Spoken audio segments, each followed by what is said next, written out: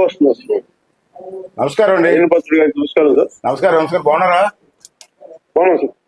ఏమి లేదు, మీరు వస్తారు ఊహించలేదు, అందుకని నేను కొంచెం ఏమి లేదు. ఈరోజు నర్సీపట్నం ఓపెన్ చేసాం. నేను తీసుకున్న నిర్ణయానికి నాకు కూడా చాలా హ్యాపీ ఫీల్ అయ్యాను. అంటే నేను కూడా స్వయంగా వచ్చి ఓపెన్ చేయాలని వచ్చాను సార్. చాలా బాగుంది, మంచి నిర్ణయం తీసుకున్నారు.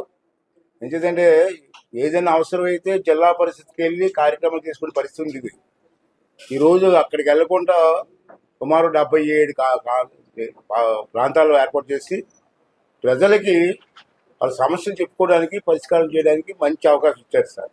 చాలా థ్యాంక్స్ సార్. నేను చాలా ధన్యవాదాలు తెలియజేస్తున్నాను. యాజ్ అ స్పీకర్గా మీరు చేసిన నిర్ణయానికి చాలా థ్యాంక్స్ అండి.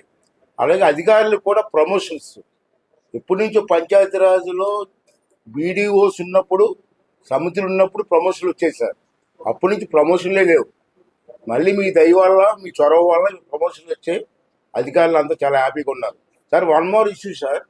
ఇప్పుడు మనకి రామనారాయణ రెడ్డి గారు శాశ్వతమైన బిల్డింగ్ కట్టమని చెప్పారు సార్.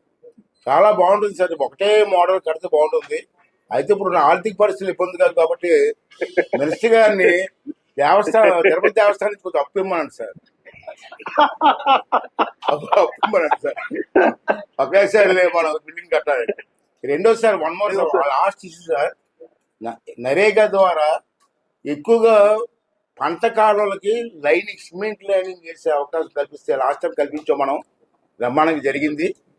ఇరిగేషన్ ఛానల్స్ కి పంట సిమెంట్ లైనింగ్ వేస్తే వాటర్ ఎక్కడ వేస్ట్ అవ్వకుండా పొలంలోకి వెళ్ళే అవకాశం ఉంటుంది సార్.